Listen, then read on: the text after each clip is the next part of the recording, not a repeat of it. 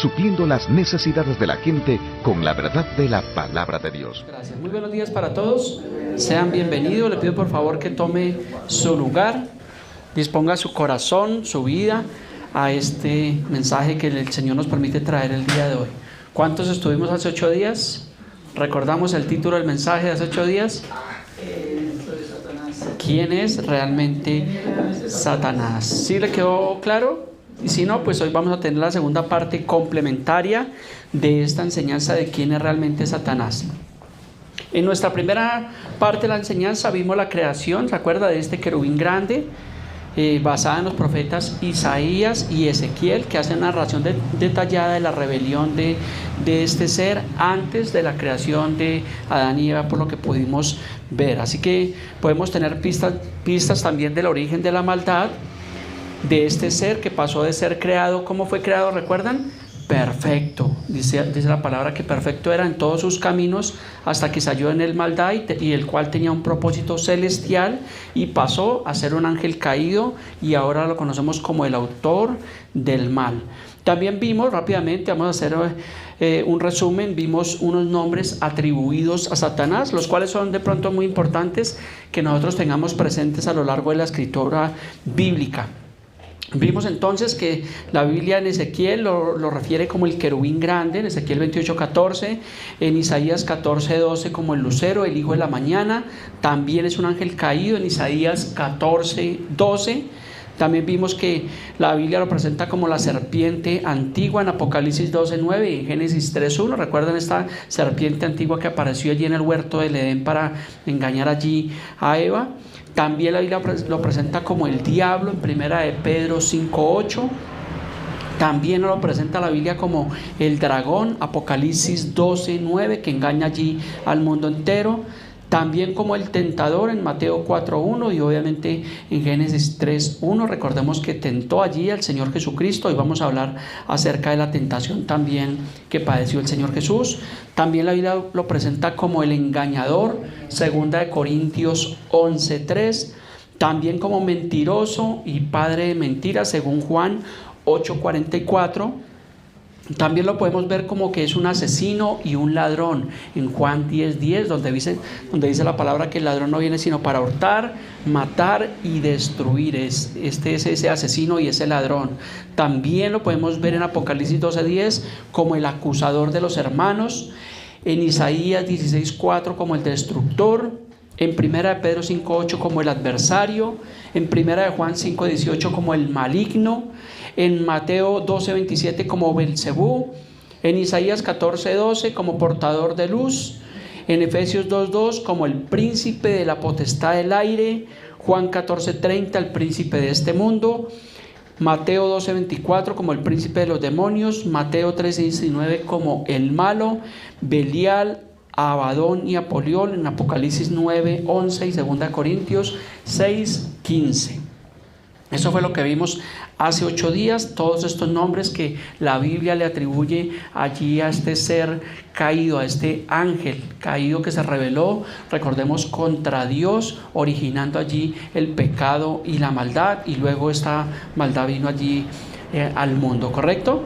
Entonces vemos que también nos habla la Biblia de la caída de Satanás, la cual dice la Biblia que el Señor Jesucristo estuvo allí completamente presente cuando cayó este ser. Esto está en Lucas 10:18. Jesús les dijo: yo veía a Satanás caer del cielo como un rayo. O sea que el Señor Jesús ya estaba presente allí. ¿Por qué estaba presente? Porque Él ha sido siempre, ha estado desde la eternidad. Recordemos que Jesús no fue creado, sino Jesús es 100% Dios. Entonces, como creyentes nosotros podemos ver la preexistencia del Señor Jesucristo a lo largo de la historia bíblica, quien es Dios y también es eterno.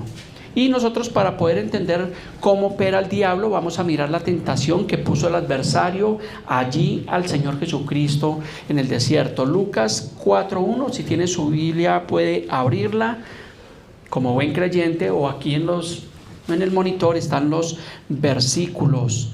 Lucas capítulo 4 versículo 1 dice: Jesús lleno del Espíritu Santo, volvió del Jordán y fue llevado por el Espíritu al desierto. Entonces, ¿cómo estaba el Señor Jesús? Dice la palabra que lleno del Espíritu Santo. ¿Cómo esa es la característica de un genuino creyente? También debemos ser nosotros llenos del Espíritu Santo. ¿Y cómo nos llenamos del Espíritu Santo? Pues por medio de Jesús, por medio de la palabra, por medio del congregarnos, de escuchar la palabra, de estudiarla, de discipularnos. Es como podemos ser llenos del Espíritu Santo, viviendo una vida de obediencia al Señor y a su palabra. Siguiente versículo, Lucas capítulo 4, versículo 2. Dice que por 40 días y era tentado por el diablo, el adversario. Y dice que Jesús no comió nada en aquellos días, pasados los cuales tuvo hambre. Entonces dice la palabra que era tentado por el diablo. Obviamente cuando nosotros no comemos, no ingerimos alimentos, pues ¿qué pasa? Que nos va a dar muchísima hambre. Dice la palabra que el Señor Jesús tuvo allí hambre. Cuando encontramos en la palabra, dice que Jesús lloró. En Juan 11:35, que es el versículo más corto de la Biblia, vemos acá que él tenía hambre. ¿Por qué? Porque Jesús obviamente se mostró al mundo 100% en su humanidad, en su naturaleza humana, pero también su naturaleza 100% divina. Lucas capítulo 4, versículo 3, dice: entonces el diablo le dijo: si eres hijo de Dios, di a esta piedra que se conviertan en pan. Aquí es donde vemos que lo que hizo el diablo, atrevido, fue cuestionar la identidad del Señor Jesucristo. No que Jesús tuviera carencia de identidad, sino que obviamente el diablo trató obviamente de cuestionar la identidad porque le dijo: si eres el Hijo de Dios, di a estas piedras que se conviertan en pan. Yo creo que Jesús hubiera podido hacer el mejor pan, ¿cierto? ¿No les ha pasado que a veces pasamos por una panadería y ese olor tan delicioso y como que nos devolvemos allí? Pues Jesús hubiera podido hacer el mejor pan y multiplicarlo y hacer así como hizo con la multitud que alimentó con 5 panes y 2 peces, alimentó allí una gran multitud. Entonces Jesús, claro que hubiera podido hacer ese milagro extraordinario, pero obviamente el diablo lo estaba tentando. Lucas 4:4. Jesús respondiendo le dijo, ¿cómo le dijo?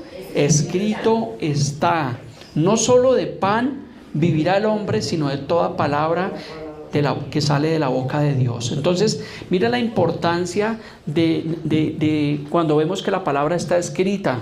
Por eso siempre recalcamos de que las iglesias deben ser bíblicas.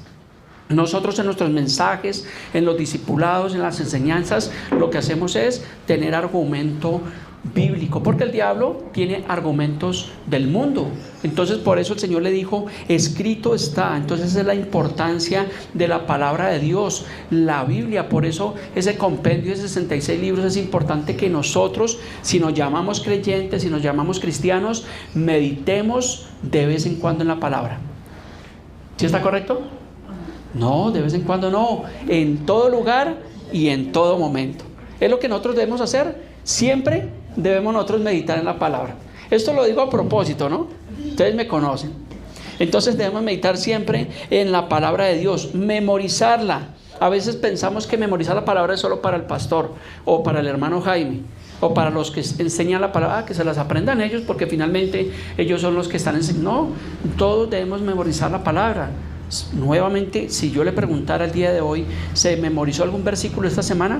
Ay no, pastor, es que estaba ocupado. Usted no se imagina todo lo que tuve que hacer y tenemos excusas y argumentos. Cuando dice 2 Corintios 10:5 que debemos derribar todo argumento que se levanta contra el conocimiento de Dios y llevando cautivo todo pensamiento a la obediencia en Cristo. Entonces no tengamos argumentos. Memoricemos la palabra de Dios, así sea un versículo muy corto, pero recítelo, medítelo, repítalo y créame que le va a ser de gran bendición en su vida espiritual. Y también el Señor le dijo que no solamente de pan vivirá el hombre, sino de toda palabra que sale de la boca de Dios. ¿Y por qué Jesús tal vez hacía referencia a esto? Porque usualmente el hombre, el ser humano, está más preocupado en las cosas del mundo. ¿Qué comeremos? ¿Qué vestiremos? ¿Cómo pagaremos la renta? Y pastor, y ahora que hay inflación, es que no puedo ir a la iglesia, pastor, porque tuve que trabajar el domingo y el sábado y es que el costo de vida. Sí, eso es entendible, pero Jesús dijo que no solo de pan vive el hombre, sino de toda palabra que sale de la boca de Dios.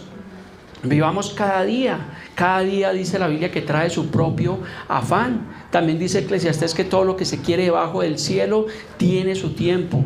Y hay un tiempo para trabajar, pero también hay un tiempo para congregarnos, para discipularnos, para venir a la iglesia. Así que dejemos esas excusas, porque el mundo sí que está lleno de excusas. Y tristemente a veces los cristianos nos volvemos también llenos de excusas. Tenemos excusa absolutamente para todo. Entonces, no solo de pan vivirá el hombre, sino de toda palabra que sale de la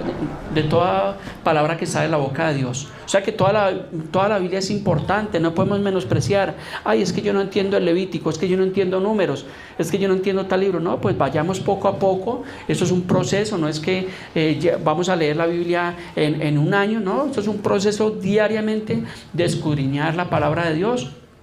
Tomamos aquí, tomamos un poco allá, miramos. Hablábamos esta mañana en el discipulado que la Biblia o la palabra de Dios es algo maravilloso.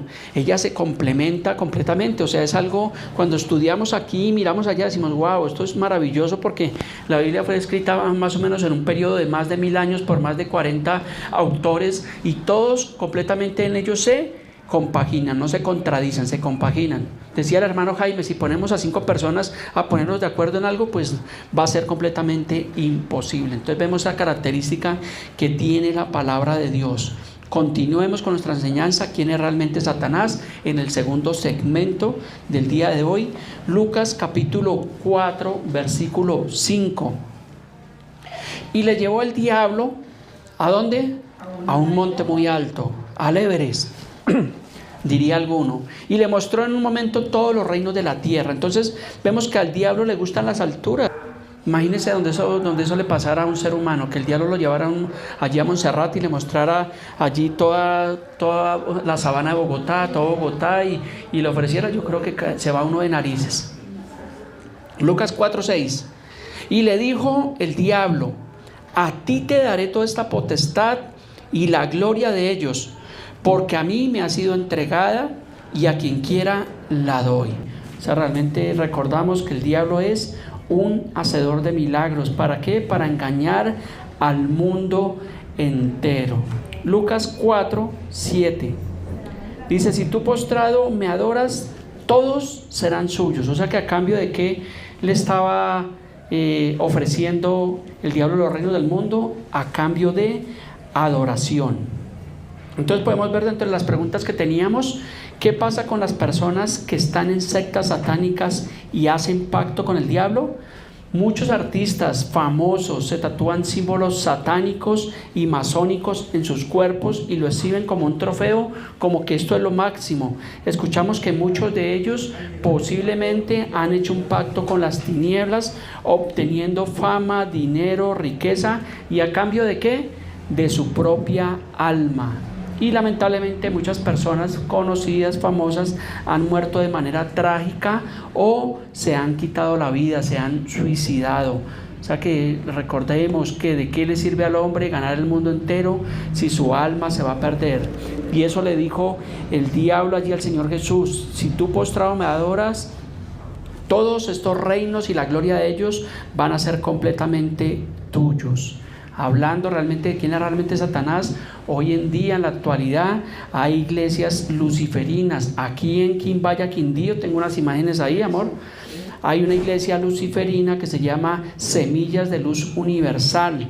Ellos hace 2 años atrás estaban promoviendo un congreso mundial de avivamiento, imagínense, con milagros, sanidades, enseñanzas luciferinas para pactados y no pactados, o sea, para personas digamos antiguas y personas nuevas que hacen pacto con el diablo. Creemos que esto realmente es como una fábula, pero es una realidad. Personas que están haciendo pacto con el diablo. Allí está esa iglesia luciferina, allí en las imágenes, en Quimbaya, Quindío. Imagínense, vemos la vestimenta de estas personas, y ahí yo puse una flechita amarilla donde se ve el símbolo que realmente hacen los satanistas. ¿Sí ha visto ese símbolo que hacen muchas personas? a veces en conciertos. Eso es un símbolo masónico de las tinieblas, ofreciendo ellos a sus fieles que ellos encuentren el camino al éxito y a la gloria. ¿Qué es lo que ofrece el diablo? La gloria de este mundo. Y muchas personas no se conforman con las sanas enseñanzas de Dios, rechazan a Dios, lo sacan de sus vidas y empiezan a hacer pacto con las tinieblas. Entonces ahí les dejo esa imagen allí en Quimbaya, Quindío, esta iglesia luciferina. Vemos allí la cruz, allí patas arriba. Terrible, realmente todo esto. Lucas 4:8. Respondiendo Jesús le dijo: vete de mí, Satanás, porque escrito está: al Señor tu Dios adorarás y solo a Él servirás. ¿Cómo le dijo el Señor? Vete de mí, Satanás. Yo creo que los creyentes tenemos que hacer lo posible. ¿Para qué? Para que Satanás se aleje completamente de nosotros. ¿Y cómo lo hacemos? Pues por medio del poder de la palabra. Porque está escrito, volvió y le dijo el Señor, porque está escrito: al Señor tu Dios adorarás y solo a Él servirás. La importancia, nuevamente le recalco, de la palabra de Dios. Escrito está. Cuando viene una tentación, cuando viene el diablo, por eso tenemos que ir a la escritura, a la palabra de Dios. Cuando hay una situación con un hermano o una consejería, escuchamos a la persona y inmediatamente ¿qué hacemos? Vamos a la escritura. ¿Por qué? Porque allí es donde buscamos realmente la solución. Sabemos que la solución es el Señor. Juan 14:6, Él es el camino, Él es la verdad y Él es la vida. Escrito está. Pero si no se recita la palabra, es terrible. Hoy en día aún doctrinas que, llamándose cristianas, ya no usan la Biblia, ya no son anticuados. Ellos se han modernizado, la nueva era, y no utilizan la palabra de Dios.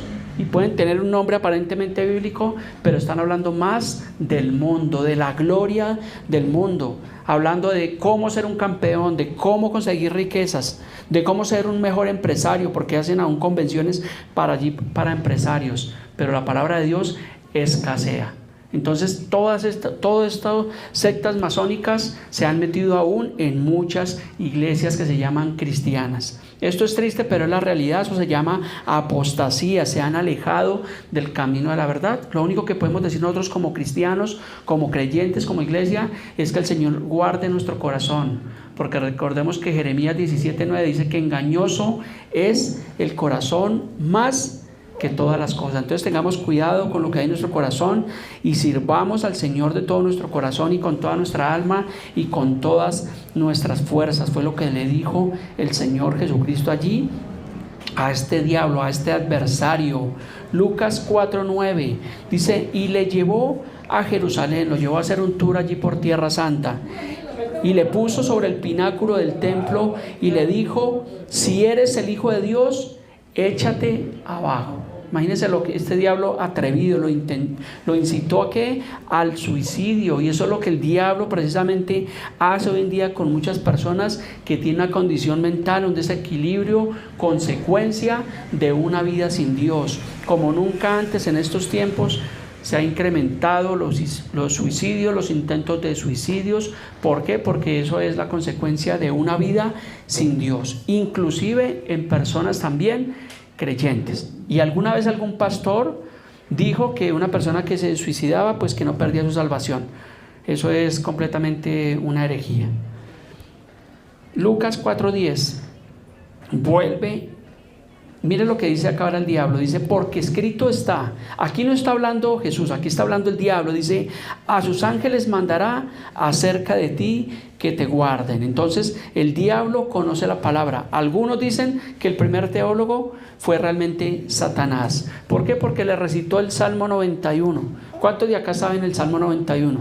Esos 16 versículos. ¿Cierto? A veces no lo aprendemos porque es bastante largo, pero el diablo, ¿será que tenía la Biblia ahí el diablo? El diablo había memorizado realmente la palabra, porque le dijo: a sus ángeles mandará acerca de ti, y en el versículo 11 le dice: y en las manos te sostendrán para que no tropieces en piedra. ¿Qué diablo tan espiritual? Oiga, le recitó allí la palabra al Señor Jesucristo. Esto es como podemos decir los que conocen la palabra, los que memorizan la palabra, pero tuercen la palabra. Aquí el diablo estaba torciendo realmente la palabra. Le dijo a Jesús, pues échate abajo, porque escrito está que enviará a sus ángeles que te guarden en todos tus caminos. Estaba torciendo la palabra de Dios, porque ese no es el propósito de la palabra.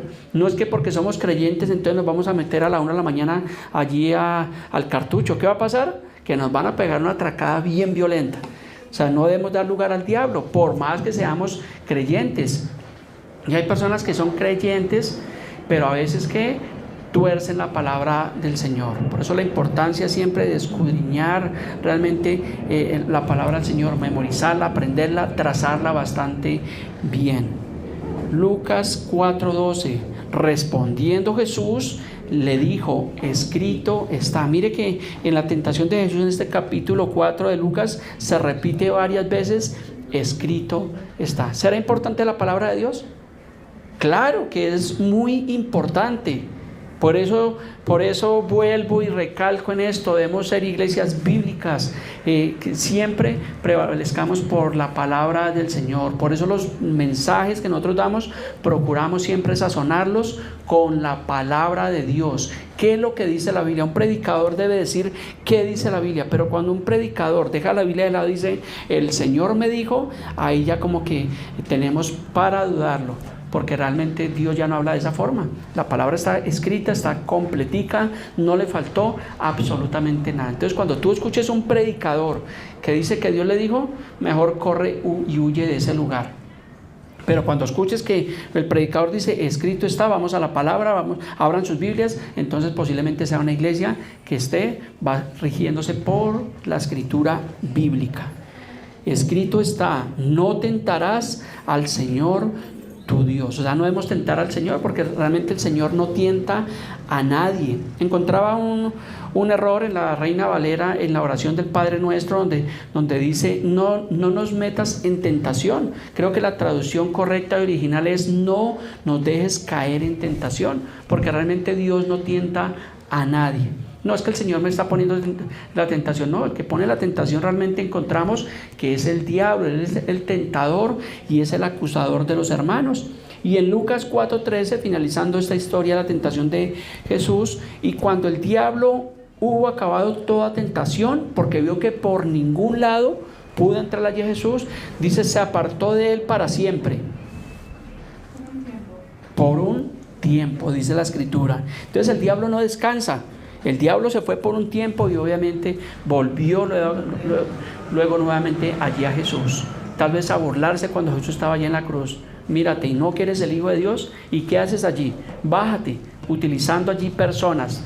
Porque así como Dios utiliza sus hijos para un buen propósito, el diablo también utiliza allí a sus hijos, porque el diablo también tiene hijos. Antes, cuando estábamos sin Cristo, ¿de quién éramos? Del maligno, dice la Escritura. Ahora bien, vamos a responder unas últimas preguntas para ir culminando esta enseñanza. Es muy importante que si usted hace 8 días no pudo venir, pueda ver la primera parte de esta enseñanza que está allí en las plataformas virtuales para que usted pueda entender todo el contexto bíblico de lo que estamos hablando en estos 2 domingos. Una de esas preguntas que tengo para ir finalizando es ¿qué potestad tiene Satanás sobre la humanidad?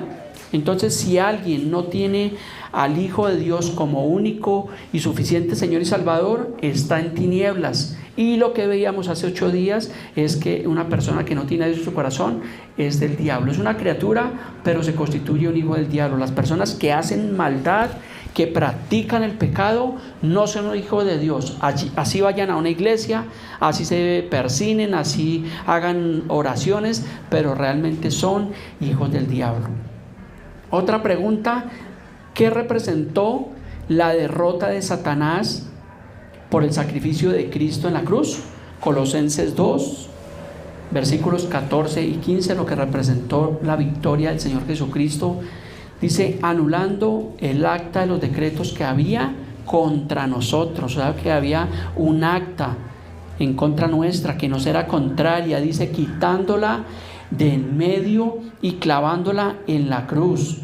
Dice, y despojando a los principados y a las potestades, los exhibió públicamente, triunfando sobre ellos en la cruz. O sea que sí hubo un triunfo. Continuemos, o sea que sí hubo un triunfo sobre la potestad del diablo allí en la cruz. Y alguno dirá, pero pastor, entonces ¿por qué si el diablo fue derrotado, por qué sigue engañando al mundo y causando tragedias? Pues realmente sería una muy buena pregunta. Apocalipsis 12:12 dice, por lo cual alegraos, cielos, y los que moráis en ellos. Ay de los moradores de la tierra y del mar, porque el diablo ha descendido a vosotros con gran ira, sabiendo que tiene poco tiempo. O sea que de la cruz acá, de Cristo acá, hay 2 días o 2000 años, lo que podemos ver, y el diablo sabe que tiene poco tiempo, por eso ha descendido al mundo con tanta ira. Ahorita, como nunca antes en la historia, hay un movimiento demoníaco. Aún realmente la Biblia dice en Apocalipsis que al final de los días, en la gran tribulación, dice que saldrán los demonios allí del abismo como langostas, y por eso es que vemos tantas personas bajo la potestad del diablo, endemoniados. Es triste ver un noticiero donde ve uno personas que agreden a sus hijos, agreden a sus padres, matan un poco de personas. La intolerancia, esos son demonios que realmente hay en la vida de las personas. Y el diablo sabe que tiene poco tiempo, entonces por eso ha descendido a vosotros con gran ira. Y está hablando de los creyentes, pero no es para que usted salga con susto de este lugar, sino por el contrario, salgamos llenos del Espíritu Santo, que podamos ser mejores y genuinos creyentes, que podamos escudriñar la palabra de Dios, porque escrito está, dice Juan 5:39, escudriñar las escrituras, porque a vosotros os parece que en ellas tenemos la vida eterna, tenemos la vida de Dios. O sea, Dios nos ha dado esa victoria sobre Satanás, ¿correcto? Otra pregunta para ir culminando la enseñanza del día de hoy: ¿quién es realmente Satanás? En este segundo segmento es si podemos hacer guerra contra el diablo, atarlo y reprenderlo. Hay muchas doctrinas cristianas que se la pasan peleando con el diablo. ¡Fuera, Satanás! Lo atamos y todo el día y toda la noche haciendo guerra espiritual. Yo alguna vez me preguntaba, bueno, si estos atan al diablo, ¿quién lo desata? ¿O cómo se desata? ¿Cierto? Sería una buena pregunta que pues yo creo que no vamos a encontrar respuesta. ¿Quién lo desata? Vamos a mirar con versículo bíblico si esto realmente es real, o se puede hacer o no se puede hacer. Judas 9. Este Judas no es el que entregó al Señor Jesucristo, ¿no? Judas es medio hermano del Señor Jesús. Dice, pero cuando mi tocayo, el arcángel Miguel, contendía con el diablo, disputando con él por el cuerpo de Moisés, dice, no se atrevió a proferir juicio de maldición contra él, sino que dijo, ¿qué le dijo el arcángel Miguel allí a Satanás?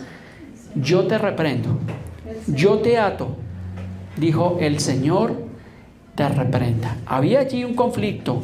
Estaba contendiendo el arcángel Miguel por el cuerpo de Moisés.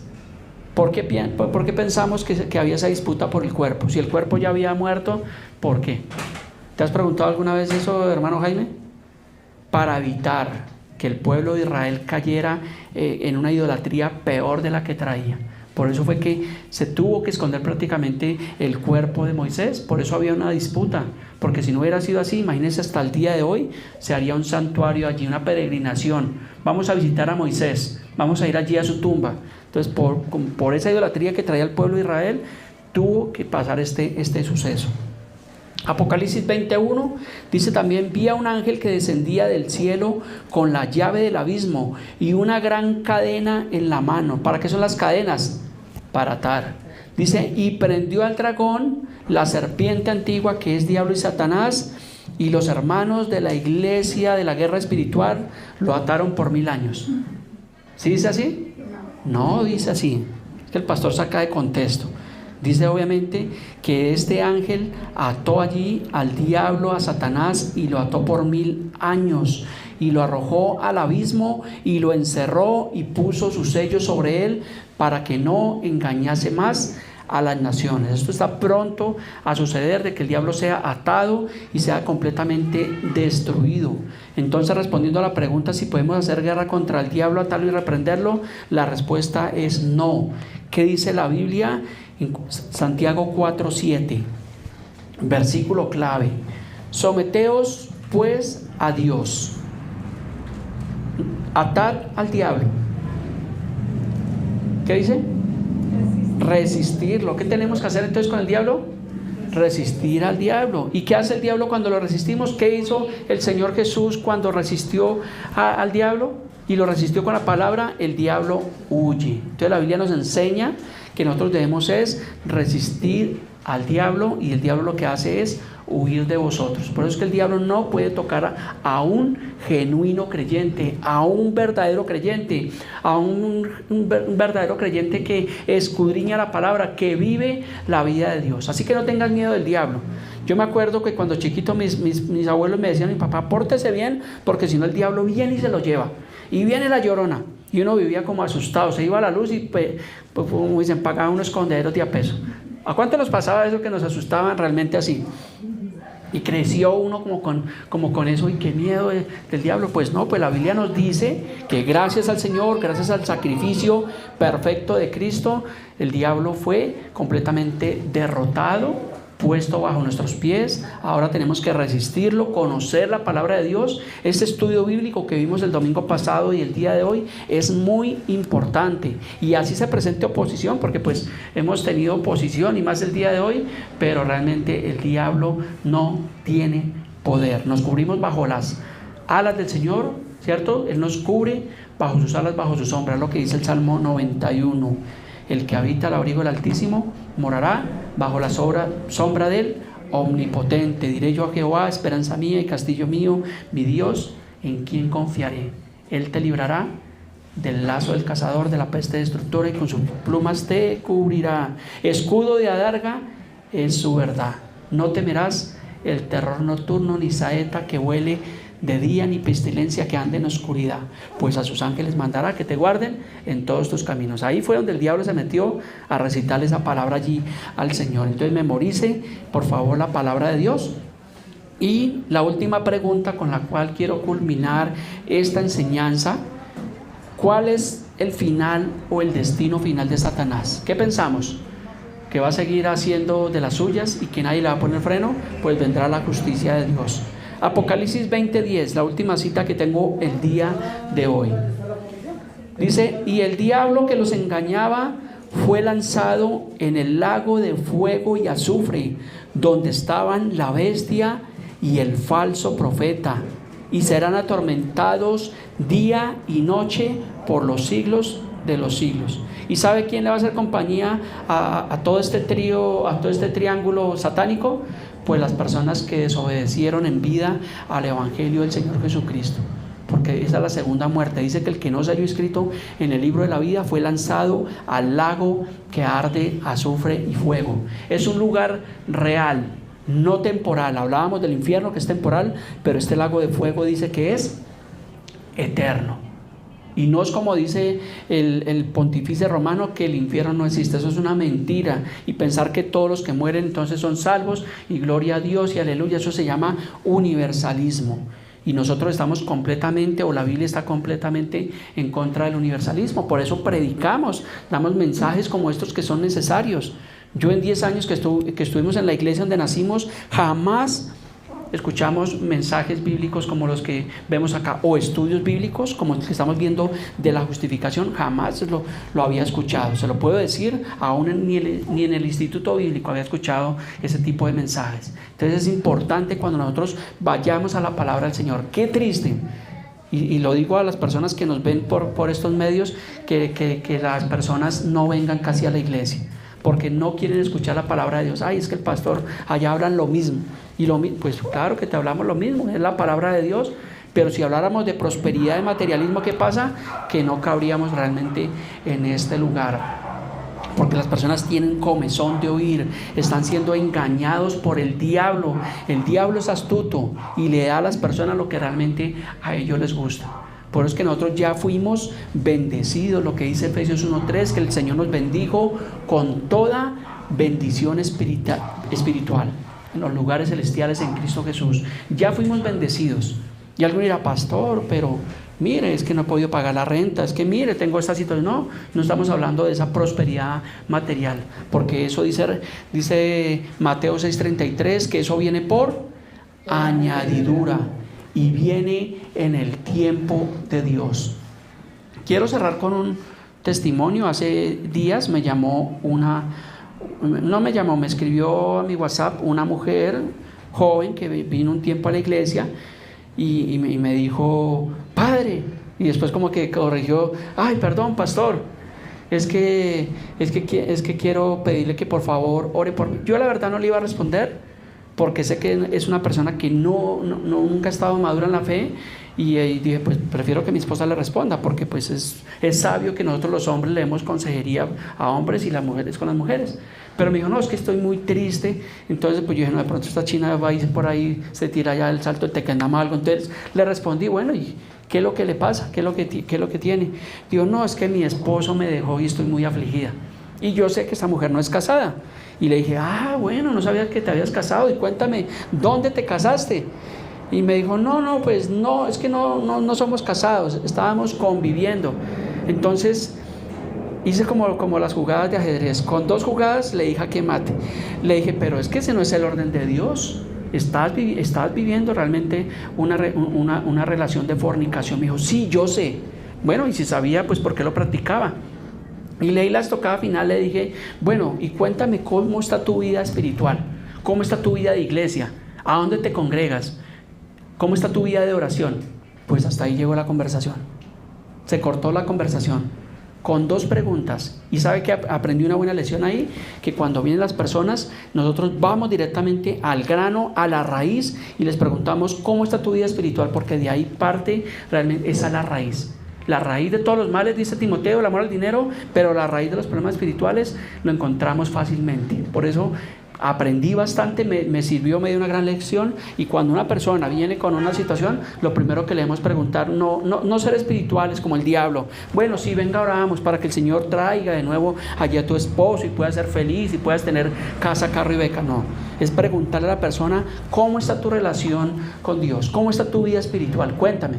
Porque si estamos bien con el Señor, pues se supone que todo tiene que estar bien. Aunque en el mundo tendremos aflicciones, dice la palabra, pero yo creo que un verdadero creyente nunca debe estar realmente afligido. ¿Y cómo estás? Ay, no, pastor, ahí como cuando usted era pobre, ahí llevado el bulto. No, pues ese no es un creyente, porque hay personas que responden así. Sí, o me estoy equivocando, ¿cierto? ¿Y cómo están? No, pues ahí llevándola como mal, como una pobreza. La mayor pobreza que puede tener el hombre, ¿sabe cuál es? Estar sin Dios. La mayor riqueza, dice la palabra, es el Señor, es su palabra. Dice, si como al oro y a la plata me buscares, tendríamos realmente esa bendición espiritual. Entonces, mis amados, esperamos que en medio de toda esta oposición que se ha presentado, que podamos ser genuinos creyentes, que conozcamos allí quién es realmente Satanás, para poder repeler los dardos del maligno. Así que póngase sobre sus pies. Vamos a terminar en oración de agradecimiento al Señor por su palabra, por el sacrificio, por su perdón, por su salvación, por todo lo que realmente ha hecho por nosotros. Padre Dios, en esta mañana te damos gracias, Señor, por tu palabra, por tu amor, por tu bondad, por tu fidelidad, Señor. Gracias por este mensaje, Señor, porque podemos ver por medio de tu palabra quién es realmente este adversario, Señor, y sabemos que tú nos has dado las herramientas, Señor, la coraza allí de la fe, Señor, tu palabra que es esa espada poderosa, Dios. Te damos gracias en esta mañana, gracias por los hermanos de la congregación. Ponemos en tus manos la vida de la señora Rebequita, de su esposo, Señor, su salud. Te pedimos, Señor, que los guardes, Señor, que los continúes bendiciendo grandemente, Dios. Te lo pedimos en esta mañana. Gracias por esta iglesia, por la iglesia de Casa Iglesia Familias en Cristo Cartagena, Señor, que estos hermanos también puedan predicar tu palabra, Señor, conforme a tu escritura, Señor, y no conforme a la vanagloria del mundo. Te lo pedimos de todo nuestro corazón. Te damos gracias por esta semana que comienza. Te pedimos que nos guardes bajo tus alas, bajo tu sombra, Señor. Te lo pedimos en el nombre de Jesús. Gracias por este pequeño lugar que tú nos has permitido. Gracias por estas enseñanzas que podemos transmitir. Oramos, Señor, para que esta palabra llegue, Señor, a muchas personas que están allí subyugadas por la potestad del diablo, Señor, para que ellos sepan, Señor, que por tu palabra, por lo que tú hiciste en la cruz, tú nos has hecho libres, Señor. Te lo pedimos en el nombre de Jesús y te damos gracias, Señor. Presentamos también una ofrenda. Tu palabra dice en 2 Corintios 9:7, dice: cada uno dé como propuso en su corazón, no por tristeza ni con necesidad, porque tú amas al dador alegre, Dios. Te damos gracias por una ofrenda que tú nos permites, Señor, bíblica, Señor, para poder extender tu reino, para pagar los compromisos que tenemos en este lugar. Y te damos gracias, Señor. Esperamos en ti, confiamos en ti, Dios. Sabemos que estamos en un tiempo difícil de apostasía, de maldad, de una posible e inminente tercera guerra mundial que traerá sobre el mundo más desolación y caos, Señor. Fortalécenos, Señor, en medio de la tribulación que se está viniendo al mundo por causa del pecado y por causa de la maldad, por causa del diablo, por causa de la arrogancia, de la altivez, de la soberbia, de la vanagloria del mundo. Te lo pedimos de una manera muy especial en el nombre de tu amado Hijo Jesucristo. Amén.